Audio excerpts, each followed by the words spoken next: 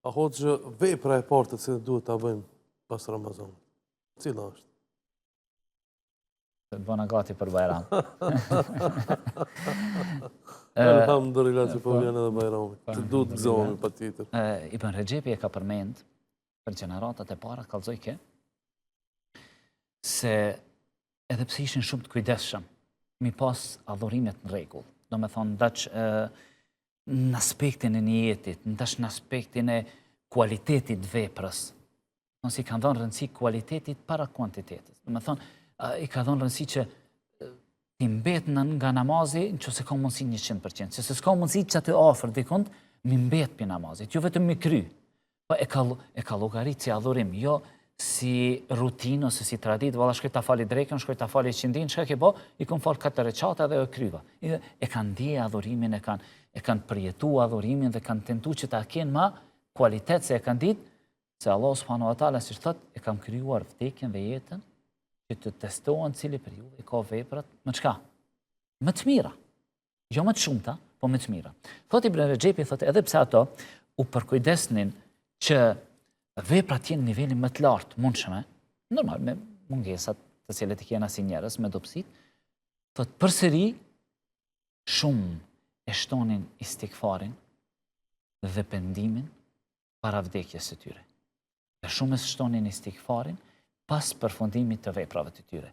Ka qenë cilësi e pejgamberit sallallahu alaihi wasallam, edhe shokëve të tij dhe atyre të cilët kanë pasur rrugën e tyre, që çdo herë pas adhurimeve i kërkojnë falje Allahu subhanahu wa taala. Arsyeja se njeriu sado që të mundohet, sado që të tentoj, sado që të jap mund, nuk ka mundësi të adhuron Allahun subhanahu wa taala ashtu siç e meriton Allah. Me ditë se ti e bën namazin 100%, me nijet dhe me përkushtim, përsëri nuk e mundësi me falendru Allahun subhanahu wa taala ashtu siç e meriton ai. Se çdo merit dhe çdo arritje, edhe në çështjen e adhurimit, nuk mund të arrihet vetëm se nëse ta mëson Allahu subhanahu wa taala. Ndaj siç ka në hadithin e pejgamberit sallallahu alaihi wasallam, po është edhe ajet Kuranit, "Wa in ta'uddu ni'matallahi la tuhsuha", nëse ju tentoni me numëru mirësitë e Allahut, nuk keni mundësi me numëru. A dini pse ka ardhur kjo? Kjo ka ardhur se nëse unë filloj në këtë moment ti numëroj mirësitë e Allahut, çdo sekond të cilën po e kaloj, dhe çdo njehje të cilën po e realizoj, dhe çdo sekond që më punon zemra, frymarrja, veshji, dëgjimi, unë po funksion, është mirësi në veti të cilën më kaloj unë se numërova. Ti u marr me këto numërime të tjera. Andaj nuk ka mundësi të numërohet. Andaj njeriu është i mangët. Dhe e ka mësuar pejgamberi sallallahu alaihi wasallam besimtarin që sa më shumë të bën istikfar. Dhe këtë e kena në gjitha adhurimet. Shembull, e falim namazin. Pas namazit, mos i japim selam pas farzit, çka themi? Astaghfirullah, astaghfirullah, astaghfirullah. 3 herë kërkojmë falje. Për çka kërkojmë falje? Për mangësitë të cilat i kena bën gjatë namazit. Pastaj sunetet, çka janë? Sunetet janë plotësues të kuj? Të farzeve. Pse? Pse jena të mangët. Ose jena në mëxhlis duke ndet. Duaja e mëxhlisit cila është? Subhanakallahumma bihamdik, ashhadu an la ilaha illa ant, astaghfiruka wa atubu ilejk. Pra e përfundon me istikfar. Pse? Ka ndodhur një gabim, ka ndodhur diçka, edhe pse është mëxhlis i xhairit, edhe pse është ders, edhe pse është takim, më thon familjar sen, pisonetit të pejgamberit sallallahu alaihi wasallam, është të thuhet kjo duaja e cila përfundon me çka? Me kërkim falje. Jo vetëm kaq.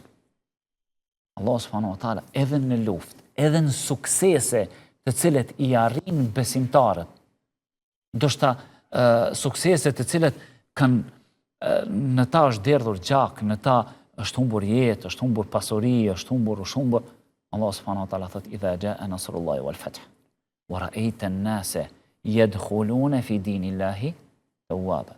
Se ti kur të vjen ndihma Allah dhe ti i shef njerëzit duke hy grupe në dinin e Allahut, dhe ti përmende emrin e Zotit tënd dhe çka? Astaghfir. dhe kërko falje. Innehu kanet tawwab, sa ai me të vërtetë është falës. Pra, ne edhe në suksesin më të madh tonin jena mësu që kërko me istighfar. Kështu na mëson Allah subhanahu wa taala. Jo vetëm këtë.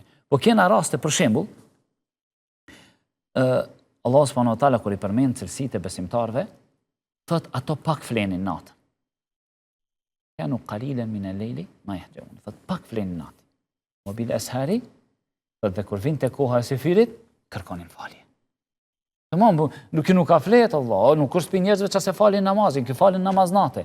Megjithatë, Allahu ja përmend për cilësive të shumta të cilët i kanë ata, thonte se këto kur vjen koha e sefirit i kërkojnë falje Allahut subhanahu wa taala. Në suratul Muzammil, ja el Muzammil, në fund çka është? Dhe ti kërkoj falje Zotit tënd se me të vërtetë ai është falës. Andaj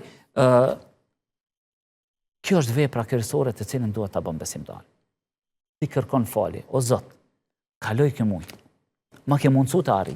Më ke nderu me qenë për atyre të cilët din të vlerësojnë, tentojnë dhe mundohen të agjerojnë, mundohen që të falin namaznate, mundohen të shkojnë xhami, thirrin iftare, të organizojnë iftare, bëjnë sabër, ruan për veprave të këqija kështu me radhë, por o Zot, përsëri jam i mangët.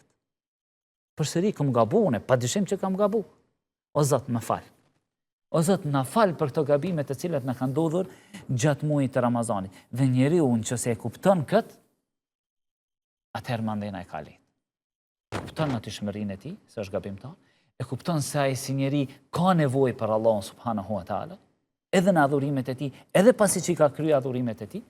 Prandaj shko sa interesant. Pejgamberi sallallahu alaihi wasallam kur na ka treguar për dhikën e mëngjesit edhe të mbrëmjes. Çdo herë mëngjes edhe në mbrëmje e ke të thuhet fi sunetit pejgamberit sallallahu alaihi wasallam 100 herë istighfar. Tamam. E fillon ditën me istighfar, e përfundon ditën me istighfar. E fillon natën me istighfar, e përfundon natën mëngjes çka? Para lindjes diellit me istighfar. Dhe për këtë pejgamberi sallallahu alaihi wasallam thonte dhe kërkoni falje tek Allah subhanahu wa taala. Wallahi, thotune për çdo ditë kërkoj falje mbi 70 herë. Në transmetim mbi 100 herë. Pejgamberi sallallahu alaihi wasallam. Andaj vepra e parë, jo vetëm Ramazan, jo vetëm pas përfundimit të Ramazanit, pas çdo vepre të cilët e bëjmë, është kërkimi i faljes. Istighfari.